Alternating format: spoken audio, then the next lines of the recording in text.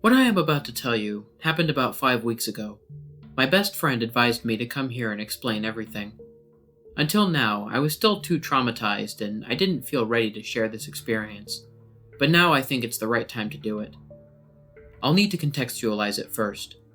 My name is Maxime, it's a boy name in France, and I am a student in Paris. A few months ago, I moved into a 30 square meter studio on the top floor of a small building in the Paris suburbs. I prefer to be discreet about the exact location. It's a 2-room apartment, very ordinary. There are almost only families living in this building, and everything is going well. It's usually a very quiet building on a small street with little traffic, perfect for working in a quiet atmosphere.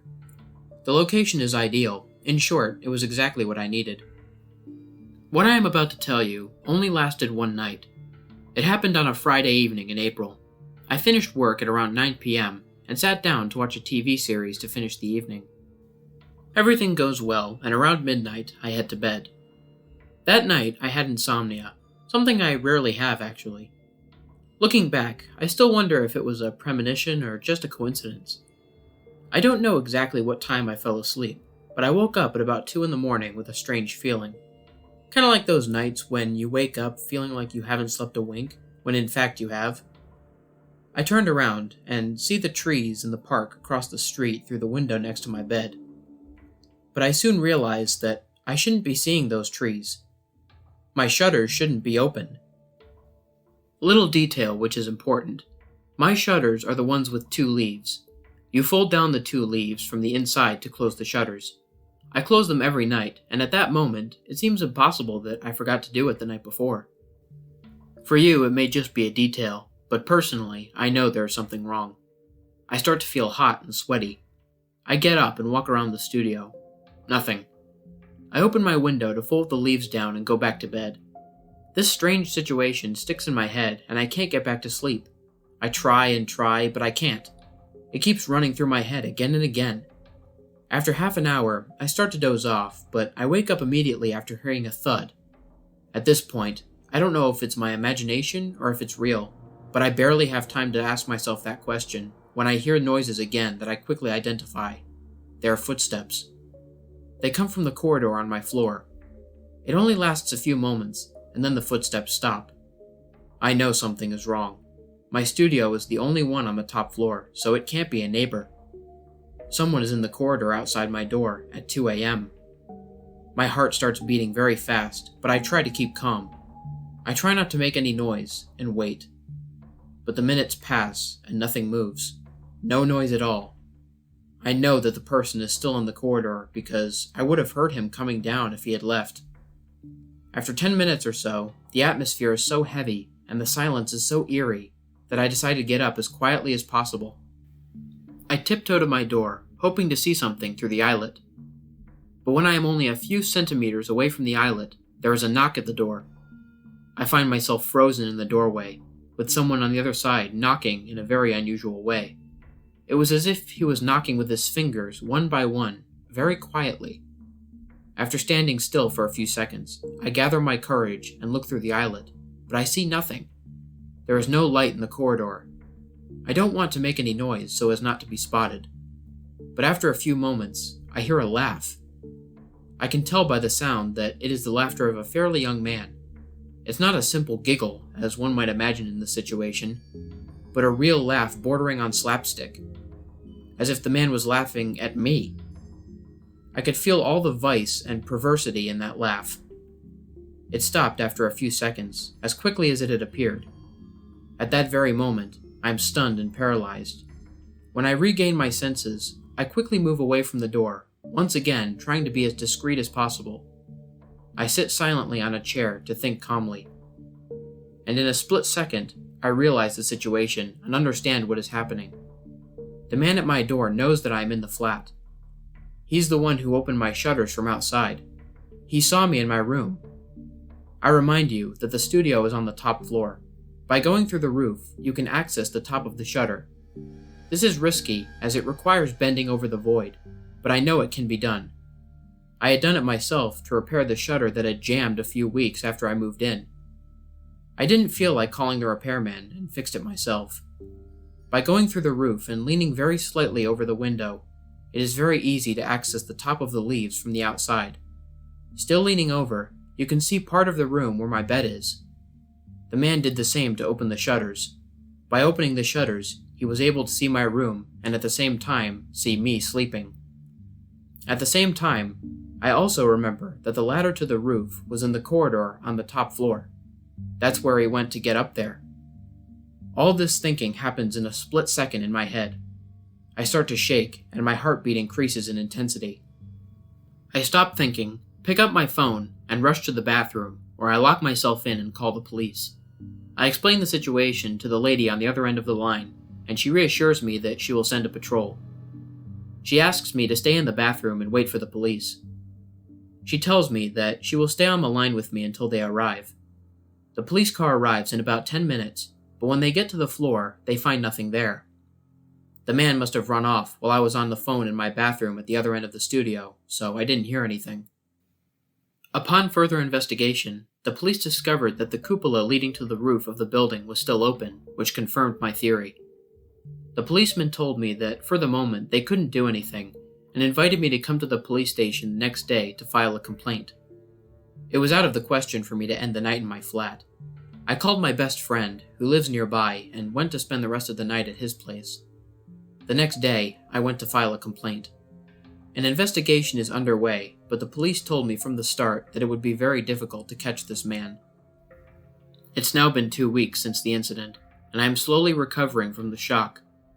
Many questions are tormenting me. Who was this man? Why did he come to my house and open my shutters? Was it just voyeurism, or did he have other ideas in mind? And above all, what would have happened if I had opened the door? Since then, I've been trying to wrap my head around the fact that I'll probably never get answers to these questions. I'm hesitating to move out, or at least leave for a few weeks to move on. The last 2 weeks have been very complicated from a psychological point of view. I will remember that night in April 2021 for the rest of my life.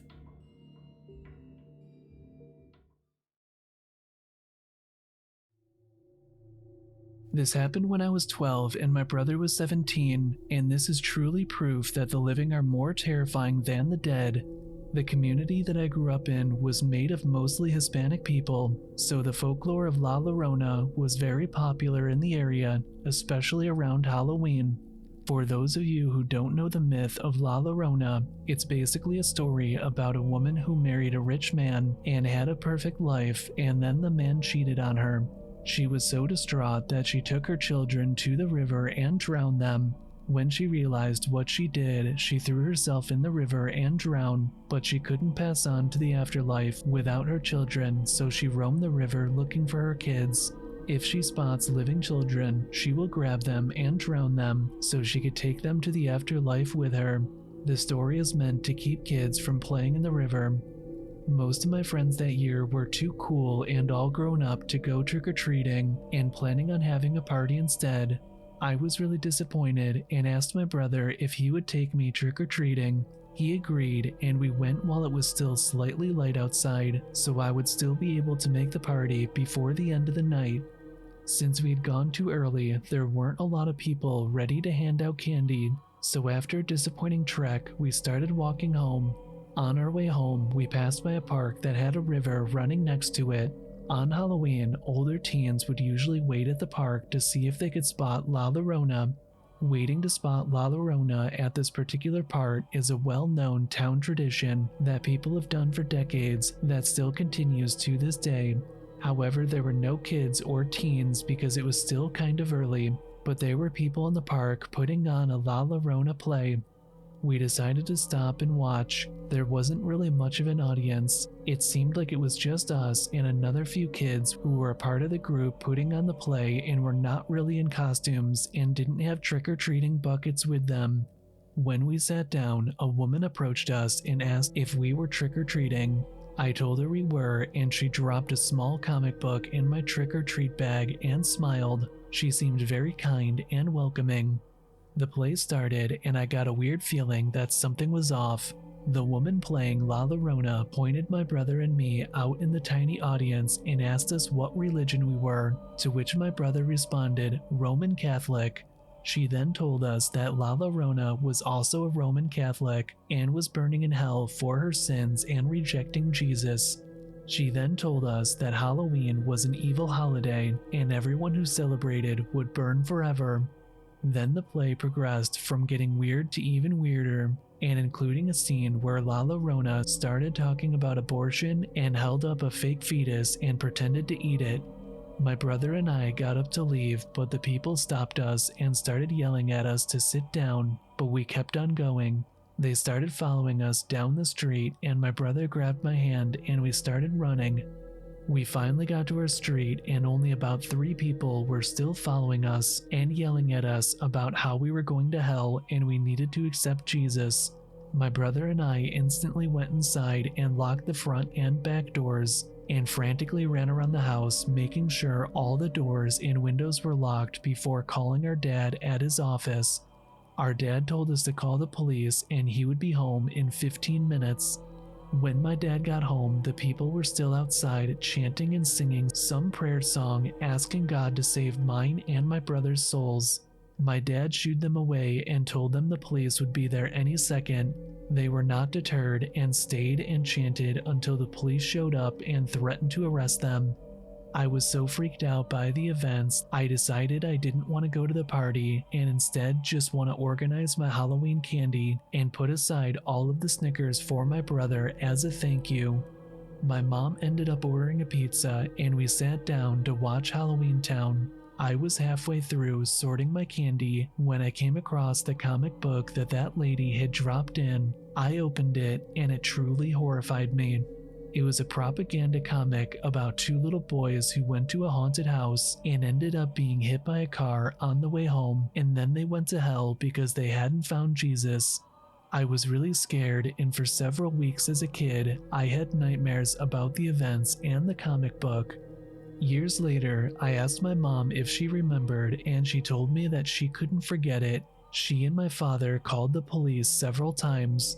Apparently for years, the group would leave envelopes with mine and my brother's names written on them with different weird and creepy comics and handwritten notes about how they were praying for us, and also invitations to join them in their church and weird promises about baking us cakes and other creepy ways to entice our childlike selves into their church.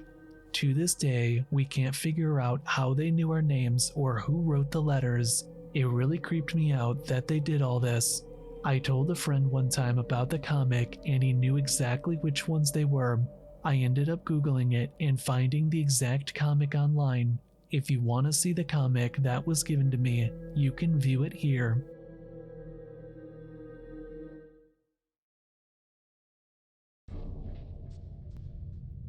At the time of this story, I was a flute player in my high school's band class. There was this one kid who played the tuba. Let's call him Quentin. Quentin seemed like a typical nerdy band kid. He was short, wore glasses, and always smelled a bit off. I did go out of my way to be nice to him, since he seemed like he was lonely and didn't really talk to anyone else in the class. That was the biggest mistake of my life. When I did talk to him, Quentin was obviously not the best at social interaction. He wouldn't stop bringing up Reddit-type memes like Keanu Reeves and World War II memes. He was like a walking Reddit stereotype. Still, I indulged his tastes because I felt bad for him. I stopped going out of my way to talk to him when he started not so subtly flirting with me. At first, he seemed like a typical own the libturds conservative, but that oddly seemed to change when I told him I was a leftist. He legit started following leftist Instagram accounts and reposting their posts on his story. He would go up to me randomly and ask if I read theory, which I have obviously, but he couldn't name any he's read. He even got in a vocal argument with some conservative-leaning kid over something stupid, just so I could hear him argue on my side, as if that would somehow make me fall in love with him. Quentin wouldn't leave me alone, so one of my friends told him to knock it off. Then one day, in class, he asked me out, in front of everyone. He said, "I know you like me back. You want to go on a date?" I have absolutely no idea how he got the idea that I liked him back. I told him no thank you, but this didn't stop him. My aforementioned friend, who was sitting next to me, said, "She said no thank you." Quentin glanced at him, merely saying, "I know you're the only reason she's saying no." When asked what he meant by this, he said, "It's obvious you and all her other friends are just jealous of her. That's why you're forcing her to pretend not to be into me, because you can't handle the thought of her having a boyfriend. That's why you reported me for harassment and she didn't. My mom works for the PTA, you know." I actually kind of laughed at the absurdity of this, and my friend did too.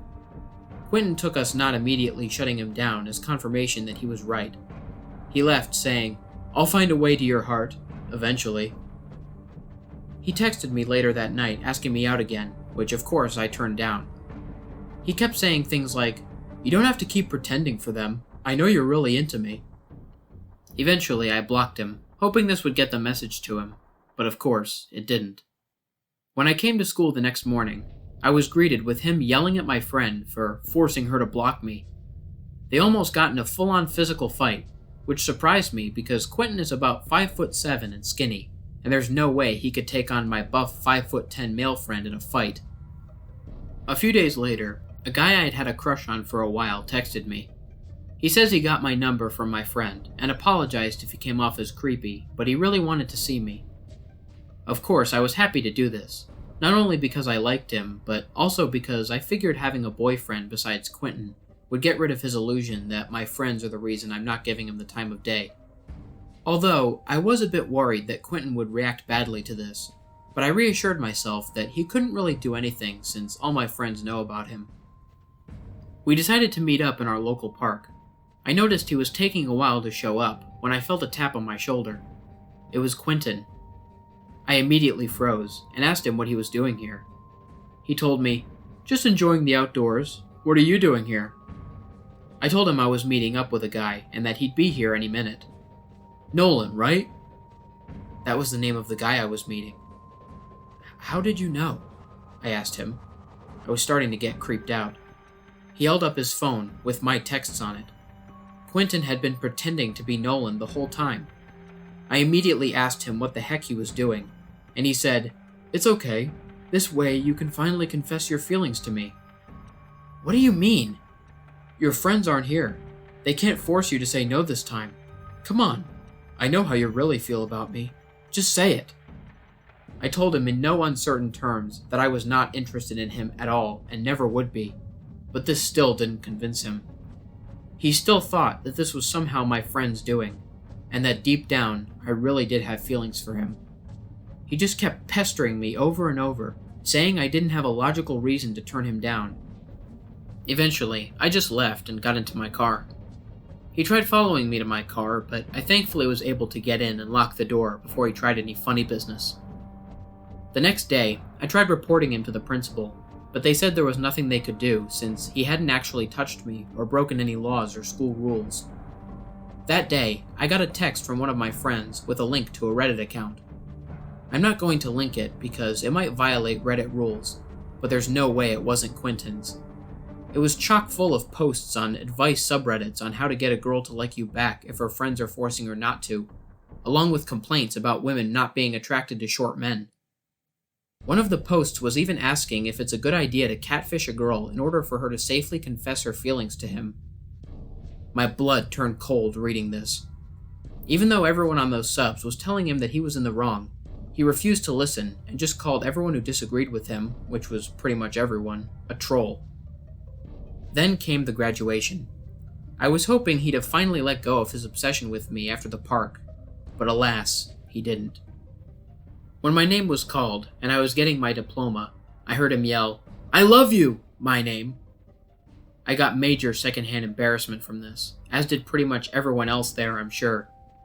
After the ceremony was over, I saw him yelling at his parents, saying, "I don't want to talk to anyone tonight. My night's been ruined already." They were begging him to at least talk to his relatives who'd traveled all the way from out of state to see him, but he just stormed off, crying, like he expected me to just jump into his arms. That happened just a few days ago. I'll update you guys if he does any more creepy stuff.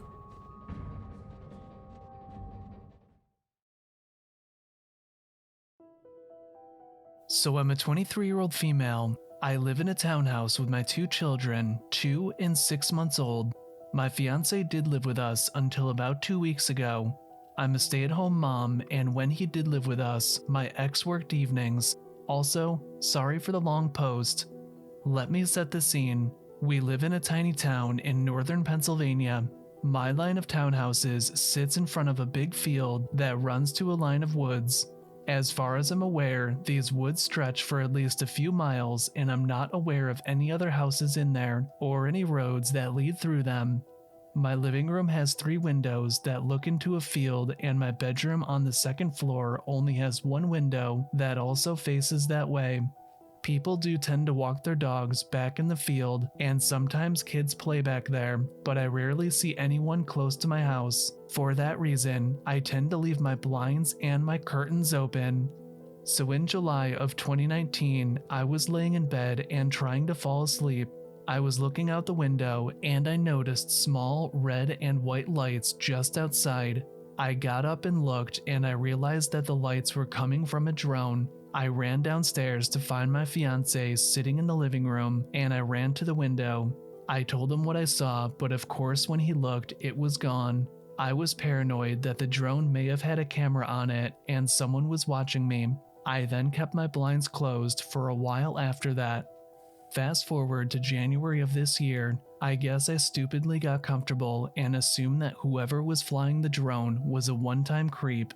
My blinds were open and I had just gotten out of the shower. I was sitting in my bed pretty much naked except for my underwear, scrolling through my phone, when out of the corner of my eye, I saw the lights again out of the dark window. It was that damn drone again. I ran out of the room and waited for a few minutes. I peeked back in the room and the drone was gone. I quickly shut my blinds and got dressed. I honestly felt sick of how stupid I was, especially when I was practically naked. Now for the really disturbing part. My 2-year-old son and I were out in the field 3 days after I kicked out my boyfriend, and we were playing ball. I had my 6-month strapped to me in a baby carrier. Probably about a half hour after we were out in the field, I heard a slight whirling noise coming towards us. It was that damn drone flying towards us. I look around and I didn't see anyone, and the drone stopped right over us. I freaked out and grabbed my son and dragged him into the house. I went inside and closed the blinds, and I called my mom. She told me to keep an eye out, and I said that I would.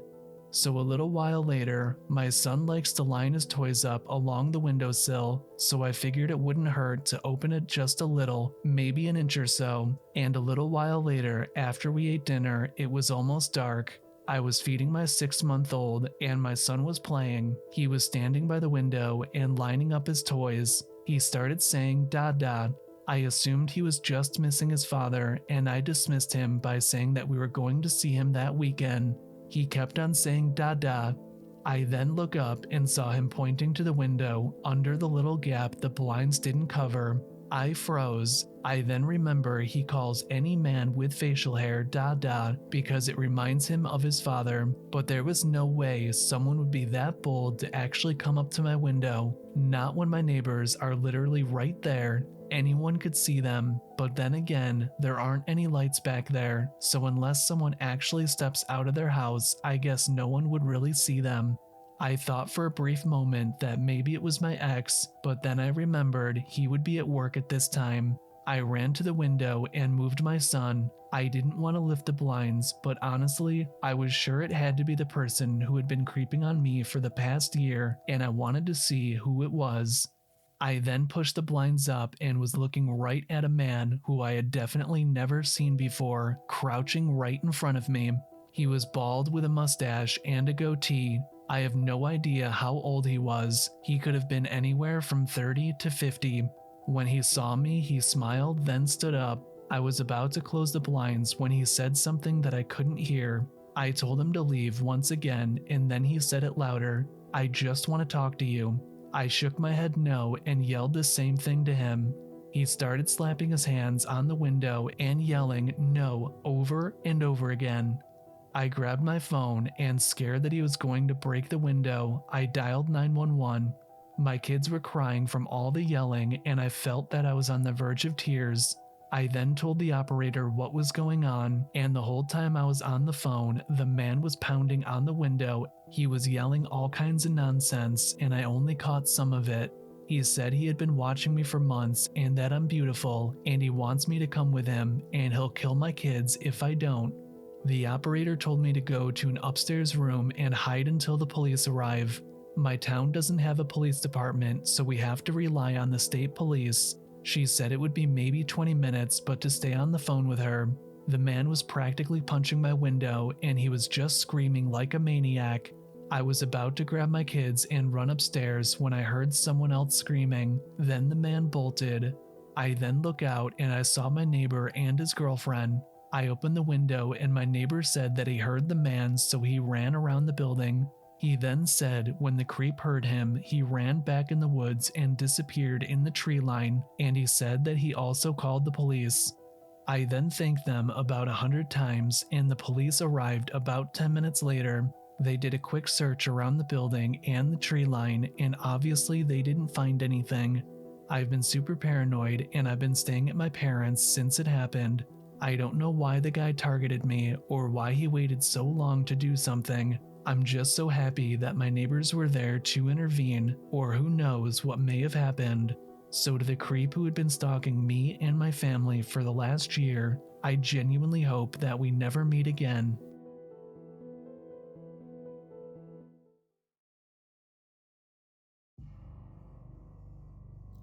I've been hesitant to share this creepy encounter for quite some time, mainly because I'm sure I'll get some tongue lashings due to my own stupidity in the whole situation. I've definitely learned my lesson from this encounter, and I decided to finally share it here in hopes that it prevents this happening to anyone else. Some background. This creepy encounter happened 2 to 3 years ago while I was living in Wilmington, North Carolina. I was around 22 or 23 years old at the time, and I'd spent my night at the local beach bars with my roommate. My roommate drove us to the beach, and we planned to Uber home. All I brought out with me that night was my phone, ID, and maybe $20 in cash.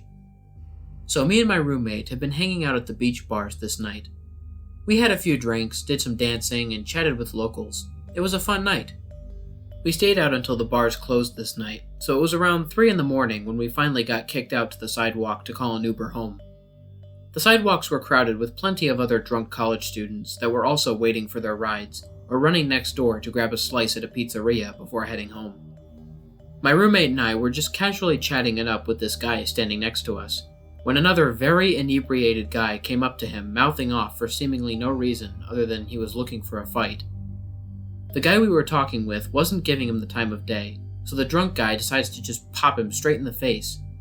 Of course, this warranted a reaction, so he responded by headbutting him, and the drunk guy's mouth starts pouring out blood immediately.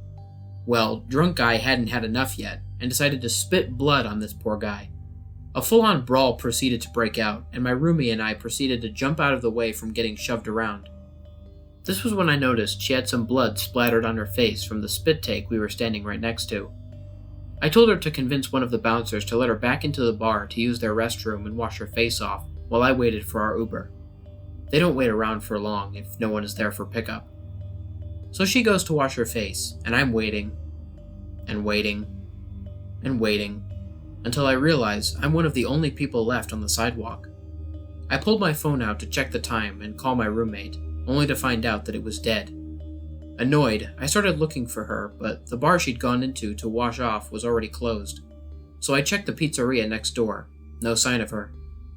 So I decided to walk back to her car, thinking she might have gone back to grab something before the Uber came. No such luck. At this point, I'm panicking. I have no clue where my roommate is, my phone is dead, and I've got no debit card to have someone else call me an Uber. So I decided I have no choice but to walk home, and I got to stepping. I was only about 15 minutes into my walk before a man pulled over and offered to give me a ride. I kindly said no thank you, as I had no idea if they'd been drinking themselves or if they had any bad intentions. I also had no way to call for help if something bad were to happen. They pulled back onto the road and kept going.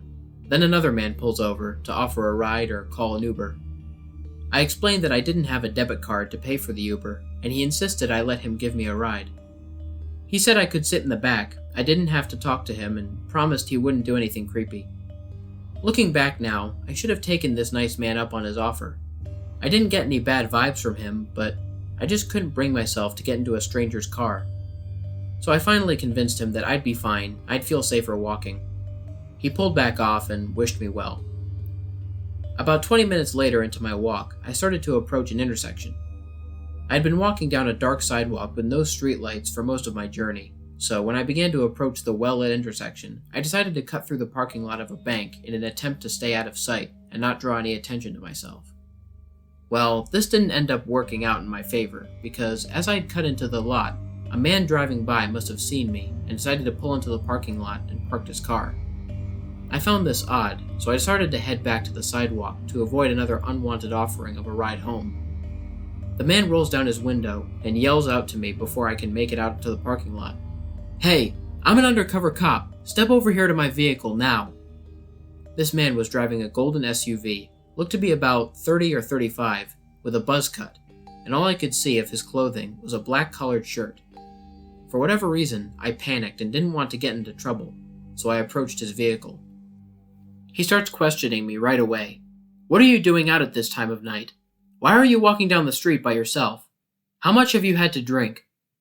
I was so upset already about the whole situation, so I start crying and trying to explain myself to this man.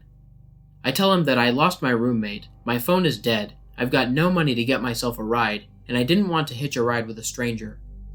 He hears all this and starts to get aggravated with me. He tells me to stop crying and asks if I'm on drugs or if I have any drugs on me. I tell him no, of course not. All I've got on me is a dead phone and my ID. He asks to see my ID, hands it back to me, and says he needs to search my bag for drugs, and asks if he can step out of the car to pat me down. This is when my red flags finally go off, and I come to the realization that this might not be an undercover cop after all. I asked to see his police badge and objected to any searches or pat-downs until he presented his badge. He already had his door open at this point, and had one foot on the ground. He became irritated with me when I asked to see his badge, but remained halfway out of his car. I explained, "How do I even know you're a cop? You're in an unmarked car with no uniform on." After I said that, he gets back in his car, shuts his door, and tells me to have a good night. Before he could even drive off, I start running back to the sidewalk as quick as I possibly could. My worst fear had just been confirmed, and I realized how close I had actually come to being abducted or whatever else he had in mind. I started crying and hyperventilating when he finally drove out of sight, and I took off my sandals to continue running the entire way home. I got back to my place around 5 in the morning with blisters on my feet, and found my roommate sleeping peacefully in her bed. I asked her the next morning what the hell happened, and explained the entire situation that unfolded after we got separated. She said she looked all over for me and waited as long as she could, but finally just left in the Uber and assumed I'd met a guy and gone back to his place for the night.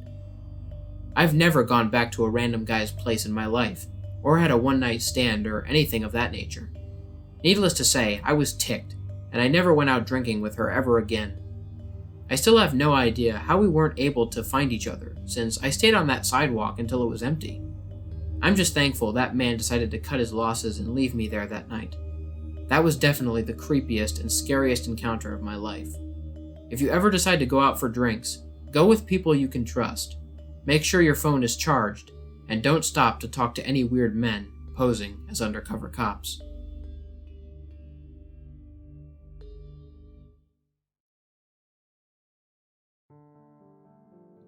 Hey everybody, what's up? This is the Lone Wolf here. Thank you so much for listening to the video. I hope you guys enjoyed these 5 stories. I want to give a big thank you to all the Redditors who allowed me to read their stories in this video. There will be links to each individual Reddit post in the description below for those of you who want to read them. I also want to give a huge thank you to my guest for this video, Scream With Me Stories. He's a really good narrator, and I'm very glad we could work together in this video. If you enjoyed his narrations and want to check out more of his work, there will be a link to his channel in the description below, as well as an icon that will appear on screen at the end of the video. Anyways, if you're new to my channel, please consider liking, sharing, and subscribing if you enjoyed my narrations. Hit that bell for notifications and join the Lone Wolf Pack. If you guys want to send me a message or maybe a personal scary story that you would like me to read, there will be links to my Gmail account and my Twitter account in the description below.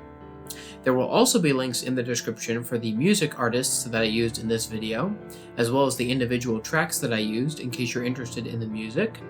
And last but not least, if any of you guys have any ideas or tips for me to make my channel better, please leave me a comment or send me a personal message. Until next time, stay spooky.